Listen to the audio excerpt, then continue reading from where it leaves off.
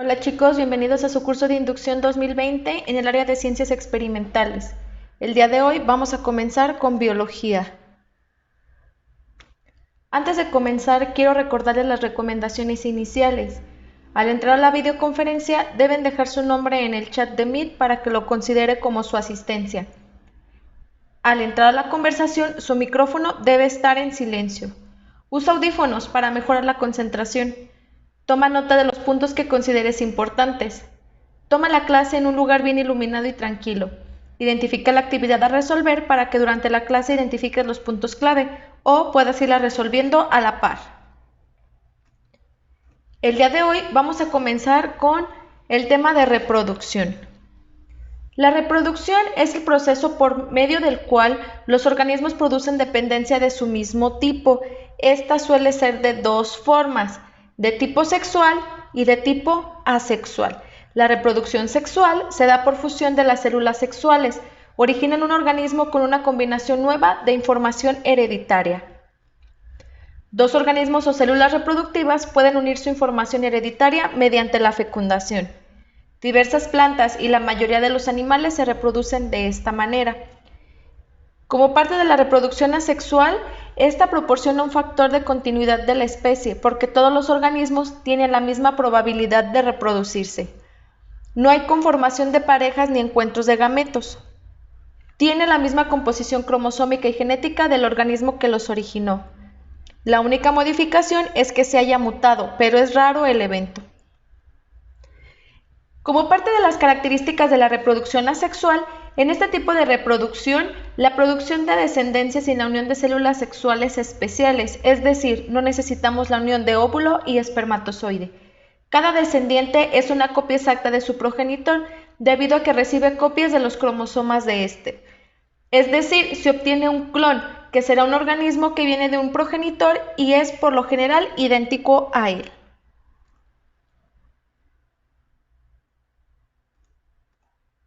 Hay distintos tipos de reproducción asexual.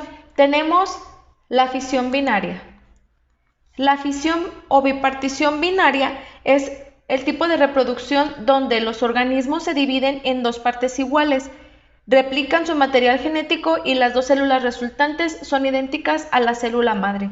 En este tipo de reproducción, la célula madre crecerá hasta el tamaño suficiente para reproducir o para originar dos células idénticas. Y este tipo de reproducción es característico en levaduras, en bacterias, en algas unicelulares y en protozoarios. En estas imágenes que podemos observar, estamos dándonos cuenta que efectivamente este tipo de reproducción nos está dando como resultado dos organismos idénticos, incluso en tamaño. Otro tipo de reproducción asexual es la gemación. En este tipo de reproducción, el crecimiento de un pequeño fragmento reproductivo llamado brote de un organismo progenitor mayor. El material nuclear se divide uniformemente, pero el citoplasma no. En este tipo de reproducción, a diferencia de la bipartición, lo que se forma es una pequeña gema o un pequeño brote como parte de la célula y esta se libera en cuanto se ha duplicado el material genético, es decir, el organismo hijo o la célula hija crecerá aparte de su progenitor. Este tipo de reproducción por gemación también se utiliza en algunas plantas, como en el caso de la hidra de agua dulce. También tenemos la reproducción por esporas.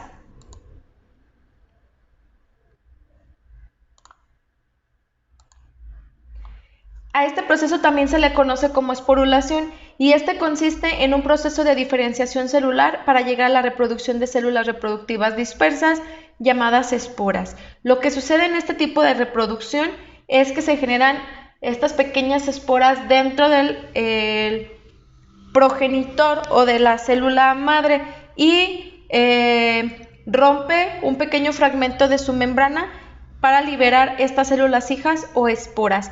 Este tipo de reproducción es característico en hongos y en helechos. Como se puede notar aquí, las esporas serán pequeñas partículas que al ser depositadas en la tierra producirán un nuevo organismo, una familia de nuevos organismos. Otro tipo de reproducción asexual es la fragmentación. La fragmentación es una forma de reproducción que le da sentido más bien a una especie de regeneración. Este tipo de reproducción es característica en estrellas de mar y esponjas, y esto lo que nos indica es que a partir del fragmento o rotura de un organismo puede obtener un segundo individuo. Este tipo de reproducción también se le conoce como esqueje cuando se hace reproducción en plantas y suele utilizarse mucho, sobre todo en la producción de plantas alimentarias, debido a que regularmente el organismo que se estará obteniendo como parte del corte tendrá las mismas características de el organismo original. También tenemos la propagación vegetativa. Este tipo de multiplicación o propagación vegetativa es utilizada en plantas y este constituye un conjunto de técnicas que se han utilizado por muchos años para reproducir vegetales. Este tipo de reproducción es el que utilizan las abuelitas cuando obtienen una segunda maceta a partir de lo que ellas le llaman codito. Hay una gran variedad de estas técnicas. Tenemos, por ejemplo, la aproximación, tenemos la unión o por corte inglés, tenemos el empalme, tenemos por yema, tenemos por corona, por placa y lateral. Este tipo de técnicas aprovecha el corte y la exposición de la savia para implantar una segunda especie o para, a partir de dar pie al origen de un nuevo organismo. Y finalmente tenemos la reproducción por partenogénesis. Este tipo de reproducción se trata donde a partir de un óvulo sin fecundar, este produce un organismo. Este tipo de reproducción es características en las abejas, donde a partir de un huevo fecundado se obtiene una abeja obrera, pero a partir de un huevo no fecundado se obtienen los zánganos. También existe este tipo de reproducción en los gusanos planos, crustáceos e insectos himenópteros.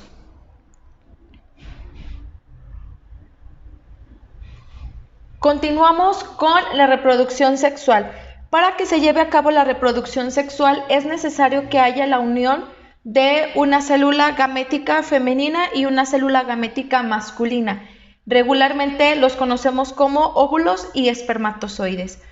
Este tipo de reproducción necesita específicamente dos progenitores de sexos opuestos para que se lleve a cabo, y en este tipo de reproducción se obtiene un nuevo individuo con características a partir de ambos progenitores. Es decir, el 50% de la información vendrá a partir de la célula femenina y el otro 50% se obtendrá a partir de la célula masculina. Entonces, este tipo de reproducción se produce o se lleva a cabo después de la fecundación para la producción de nuevos seres.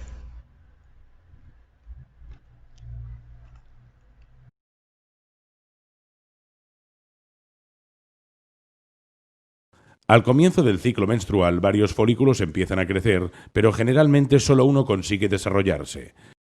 A este folículo se le denomina folículo dominante. En su interior, el folículo contiene un óvulo inmaduro. Este folículo crece entre 1 a 2 milímetros por día. El folículo produce estrógeno y hace crecer la capa que tapiza el interior del útero, el endometrio. Alrededor del día 12 a 14 de ciclo, el folículo ha alcanzado un tamaño de 21 milímetros. Se produce entonces la rotura del folículo que llamamos ovulación y se libera el óvulo maduro. La trompa acerca sus fimbrias al ovario y capta el óvulo, que permanece entonces en la zona ampular de la trompa, esperando ser fecundado. Si se mantienen relaciones sexuales, el semen depositado en la vagina inicia su ascensión a la trompa. Los espermatozoides se concentran en torno al óvulo. Uno de ellos conseguirá penetrarlo hasta su interior. Un día después de la fecundación se observa una célula de 2 núcleos. Ahora la denominaremos un embrión. Entonces comienza a dividirse.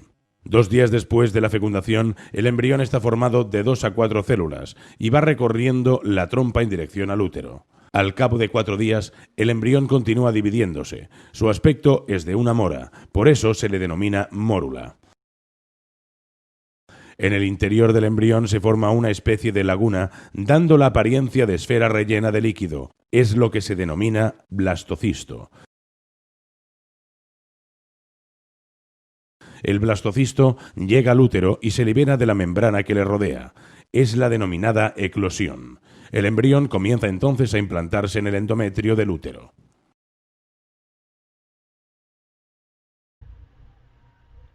En esta imagen podemos observar la evolución que se lleva a cabo en el desarrollo embrionario en los humanos, conforme van pasando los días y conforme va pasando el tiempo. Y en la imagen de la derecha podemos observar las similitudes y las diferencias entre las especies animales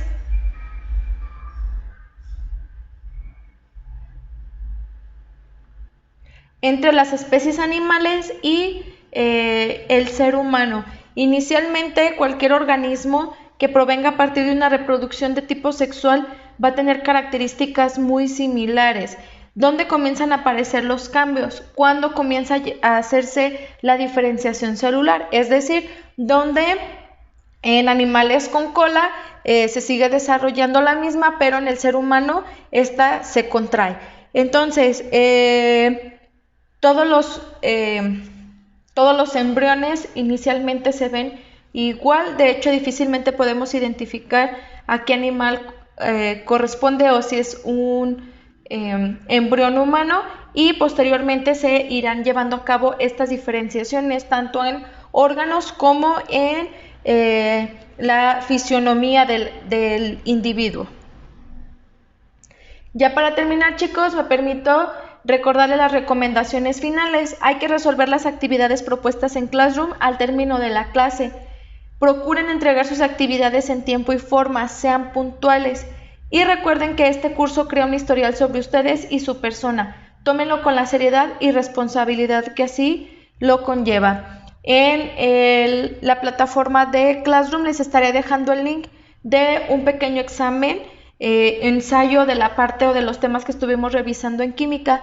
Les pido que por favor lo resuelvan antes del próximo sábado, por si hay que aclarar alguna duda en clase lo podamos resolver de una vez. Que tengan bonito día, chicos, y yo me despido de ustedes.